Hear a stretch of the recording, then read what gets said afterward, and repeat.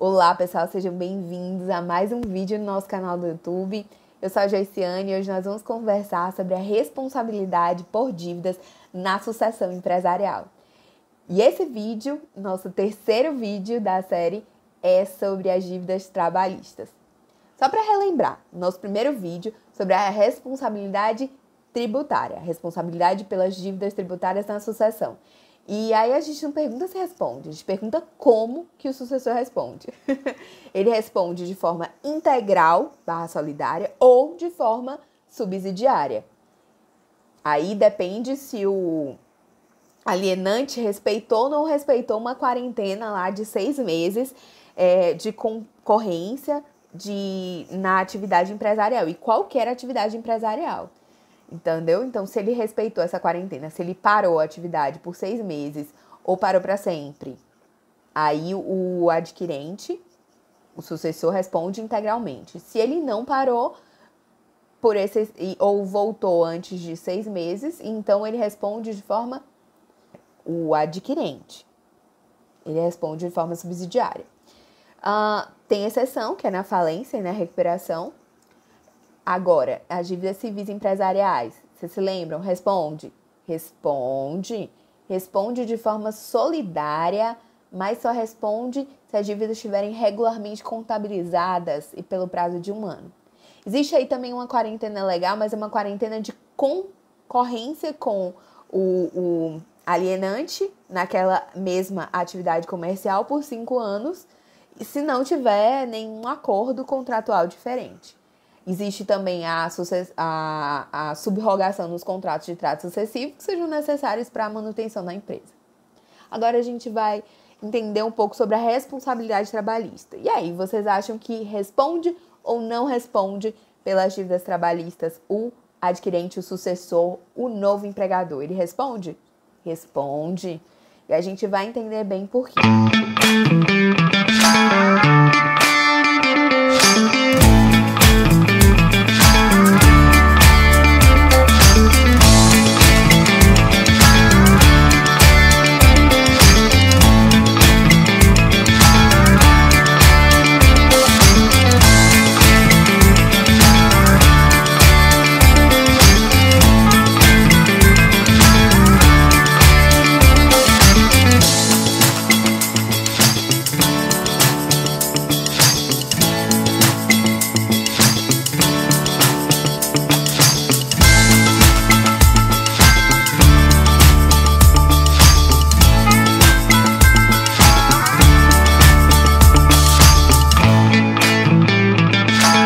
Primeiro, a gente vai entender qual o conceito que a CLT dá de sucessão empresarial ou sucessão de empregadores. E está lá no artigo 10 e também no artigo 448 da CLT. O artigo 10 diz assim: qualquer alteração na estrutura jurídica da empresa não afetará os direitos adquiridos por seus empregados. Artigo 448.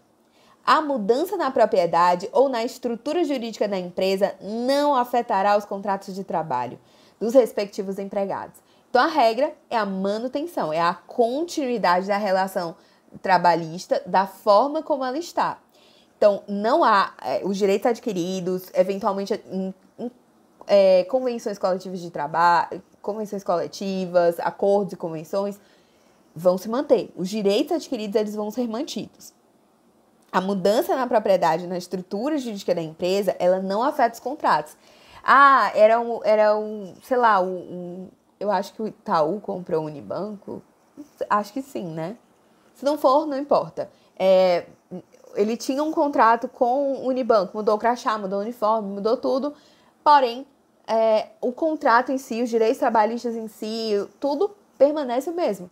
Ele vai mudar o uniforme. E é isso, mas os direitos permanecem o mesmo. Não vai ter afetação. É óbvio que se o empregado comprar aquela atividade empresarial para continuar ela, né, para continuar o exercício.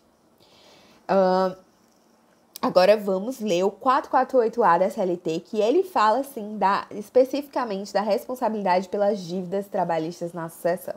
O que ele fala pra gente? Ele fala assim, 448A da CLT. Caracterizada a sucessão empresarial ou de empregadores previstas no artigo 10 e 448 da CLT, As obrigações trabalhistas, inclusive as contraídas à época em que os empregados trabalhavam para a empresa sucedida, são de responsabilidade do sucessor. Ou seja, o CAPT coloca de forma clara, a responsabilidade é do sucessor. Então, se você for comprar uma empresa, você tem que olhar bem o passivo trabalhista dela e até descontar do valor que você quer pagar para aquela empresa, porque o passivo trabalhista é de responsabilidade do sucessor, daquele que compra a empresa. Parágrafo único do 448A da CLT. A empresa sucedida responderá solidariamente com a sucessora quando ficar comprovada fraude na transferência. Aqui no direito do trabalho, você vê fraude, pode ver que todo mundo responde. Então, toda vez que você vê fraude, a sucessora sucedida vão responder sim, vão responder solidariamente. Toda vez é exagero, mas aqui na responsabilidade pela sucessão das dívidas trabalhistas é bem isso. Então, a regra é que a sucedida responde, mas é possível responsabilizar solidariamente a sucessora, o antigo empregador, também de forma solidária, ou seja, sem benefício de ordem em caso de fraude. Agora nós vamos conversar sobre a exceção, que é na recuperação judicial e na falência. Eles são exceções à responsabilidade do adquirente, do sucessor. Porque na falência e recuperação, segundo o artigo 60, na recuperação judicial primeiro, e depois a gente vai ver o 141, que fala da falência, propriamente. O artigo 60 fala que quando você tiver que vender na recuperação judicial uma unidade produtiva isolada ou uma filial, o que acontece? Parágrafo único do artigo 60. O objeto da alienação estará livre de qualquer ônus e não haverá sucessão do arrematante nas obrigações do devedor de qualquer natureza, incluídas, mas não exclusivamente, as de natureza ambiental, regulatória, administrativa, penal, anticorrupção, tributária e trabalhista. Esse dispositivo, assim como o artigo 66, parágrafo 3º, foram alterados pela Lei 14.112 de 2020, que é uma lei recente. Porém, essa alteração é só para incluir esses vários dispositivos aqui, ó. Lei anticorrupção, dispositivos anticorrupção, penal, administrativa, regulatória, ambiental. Mas as dívidas de natureza tributária e trabalhista, elas já eram afastadas na recuperação judicial. E continuam. Então, agora vamos ler o artigo 141, que fala da falência. Ao final, geralmente você tem que vender todo o conjunto da empresa, todo o estabelecimento comercial. E aí, quando você tiver que vender ele, artigo 141, inciso 2, o objeto da alienação estará livre de qualquer ônus e não haverá sucessão do arrematante nas obrigações do devedor, inclusive as de natureza tributária, as derivadas da legislação do trabalho e as decorrentes de acidente de trabalho. Então, tanto as derivadas da legislação do trabalho quanto o acidente de trabalho não responde na falência. O sucessor não responde por essas dívidas se ele comprar em processo falimentar. Parágrafo 2º. Empregados do devedor contratados pelo arrematante, parágrafo 2º do 141, né? Empregados do devedor contratados pelo arrematante serão admitidos mediante novos contratos de trabalho e o arrematante não responde por obrigações decorrentes do contrato anterior. Como a gente viu, a regra prevista no artigo 10 é que os direitos adquiridos, eles continuam, tudo permanece rígido. Só que aqui, na falência, é como se fossem estabelecidos novos contratos de trabalho. E o arrematante, ele não responde pelas obrigações do contrato anterior. Então, se faz nova todas as coisas. Os contratos de trabalho, a responsabilidade pelo passivo trabalhista não é do sucessor. Então, é tudo diferente aqui no processo falimentar. Porém, se a falência for fraudulenta, se existir fraude na falência, aí você esquece isso. Responde sim. Vamos ver o 141, parágrafo 1º. Ele diz assim: o disposto no inciso 2, ou seja, a exclusão da responsabilidade do CAPT, desse artigo não se aplica quando o arrematante for 1. Sócio da sociedade falida ou sociedade controlada pelo falido. 2. Parente em linha reta ou colateral até o 4º grau, primo, consanguíneo ou afim, do falido ou do sócio da sociedade falida. Ou 3. Identificado como agente do falido com o objetivo de fraudar a sucessão. Então, nessas hipóteses, responde sim, mesmo sendo processo falimentar. E no caso de grupo econômico? Vamos entender o que pensa a jurisprudência no caso de grupo econômico. Se você compra uma unidade do grupo econômico, e não um grupo inteiro, obviamente, você compra uma unidade do grupo econômico, aí o que acontece? Você vai responder solidariamente pelo passivo trabalhista das outras empresas do grupo econômico?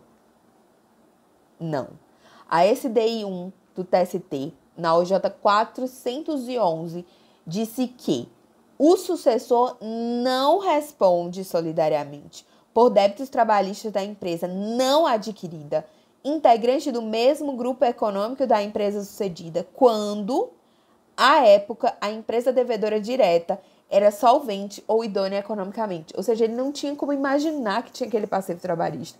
Ele estava comprando uma outra empresa, então ele não responde, via de regra, para esse passivo trabalhista das outras empresas do grupo econômico. Se elas estavam ok, se elas estavam lícitas economicamente ou solventes na época da compra, né? Ressalvada a hipótese de má-fé ou fraude. Exatamente. Fraude na sucessão também responde. E por fim, agora o poder público. Vamos entender sucessão trabalhista na hipótese de privatização. Então, você tem uma empresa que pertence ao poder público, é uma sociedade de economia mista, uma empresa pública, não sei, um ente da administração indireta, obviamente. Porque da direta não tem como suceder assim, né? Não tem como privatizar o Estado brasileiro. Mas, enfim, alguma empresa da administração indireta, ela é privatizada. E o que acontece com os contratos trabalhistas? A privatização em uma economia mista, por exemplo. O que acontece? Aqui, o caso, se houver mudança na natureza jurídica da empresa, continuidade na prestação de serviços, está caracterizada a sucessão empresarial, a sucessão de empregadores. Então, nesse caso de privatização, o que acontece eventualmente com um empregado que foi contratado pelo poder público sem observância dos princípios relativos à contratação de servidor pela administração, ou seja, contratado sem concurso, um contrato nulo, hipótese que não era permitida pela Constituição, e existe garantia dos efeitos decorrentes da relação trabalhista. O que acontece com esse empregado? Qual a regulação que é aplicável a ele? Aqui, a SDI 1 do TST, ela disse que a privatização da sociedade de economia mista convalida desde o início o contrato de trabalho anulado por ausência de concurso público. Esse foi o caso da privatização da Vale, que houve salvo engano, era um motorista, ele foi contratado sem concurso público pelo poder público e depois ele foi demitido pela Vale. Quando ele foi anos depois demitido pela Vale, ele litigou requerendo os direitos trabalhistas que não tinham sido pagos. Salvo engano, tanto na época da Vale quanto os anteriores pelo poder público. E o TST diz que está convalidado o contrato e que a Vale não poderia alegar que ele foi contratado sem concurso público, porque a privatização convalidou esses contratos trabalhistas desde o início. Então, foi essa disposição importante que o TST se manifestou sobre o poder público. E chegamos ao fim do nosso terceiro vídeo da série sobre responsabilidade na sucessão empresarial. Aqui o primeiro vídeo foi sobre responsabilidade tributária, o segundo sobre responsabilidade civil empresarial e agora responsabilidade pelas dívidas trabalhistas. Em regra, só lembrando, em regra, sucedida responde, mas pode não responder, no caso de falência ou recuperação judicial, aí ela não responde, exceto se tiver fraude.